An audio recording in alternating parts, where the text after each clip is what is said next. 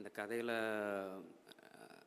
Radhika ma'am நடிக்கணும் அப்படின்னும்போது எனக்கு அவங்கக்கிட்ட போய் பேசுகிறதுக்கு ஒரு சின்ன ஒரு தயக்கம் இருந்துச்சு. ஏன்னா நாங்கள் 3 பேருமே டெபியூட்ஸ். நான், கேமராமேன், என்னுடைய மேக்கப் ஆர்டிஸ்ட் வினீஷ், 3 பேருமே டெபியூட்ஸ். இப்படி ஒரு கதை, இந்த கதையில் இப்படி ஒரு ப்ராஸ்தட்டிக் மேக்கப், அதுக்கு ஒரு செலவு, அதெல்லாம் என்னுடைய ப்ரொடியூசர் எனக்கு கொடுத்தாரு. ஆனால் இதை மேம் கிட்ட எப்படி கன்வின்ஸ் பண்ணுறதுன்ற ஒரு தயக்கம் இருந்துச்சு. ஆனால் மேம் ஏதோ ஒரு முதல்ல கொஞ்சம் தயங்கினாங்க. ஆனால் அதுக்கப்புறம் எங்களுக்காக எங்களை நம்பி இந்த கதைக்குள்ளே வந்தாங்க. வந்து நாங்கள் பண்ண எல்லா டார்ச்சர்களையும் தாங்கிக்கிட்டு எங்களுக்காக இதை நல்லபடியாக பண்ணி கொடுத்தாங்க. அவங்க காலில் அவ்வளோ வலியோடு அவங்க ஒவ்வொரு நாளும் ஷூட்டிங் ஸ்பாட்டில் அந்த வலியை பொறுத்துக்கிட்டு எங்களுக்கு நடித்தப்ப எல்லாம் ரொம்ப கஷ்டமாக தான் இருந்துச்சு.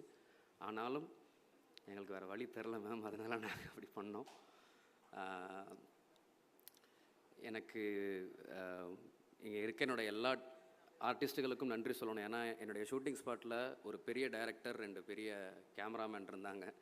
நானும் அவனும் ரொம்ப புதுசு. ஆனாலும் நாங்கள் என்ன பண்ணாலும் எங்களை அப்ரிஷியேட் பண்ணி எங்களை இம்ப்ரவைஸ் பண்ணி எங்களுக்கு அவ்வளோ சப்போர்ட் பண்ணாங்க. சிங்கமொழி அண்ணன், தாஸ் அண்ணன், பாலா அண்ணன், முத்துக்குமார் அண்ணன், முனிஷ் அண்ணன், இளவரச அண்ணன், ரேச்சல் மேடம்க்கு நான் தான் கடைசி விசாயில் ஃபஸ்ட்டு கிளாப் அடித்தேன். பின்னால் அவங்க என் படத்தில் எனக்கு நடிச்சு கொடுத்தாங்க.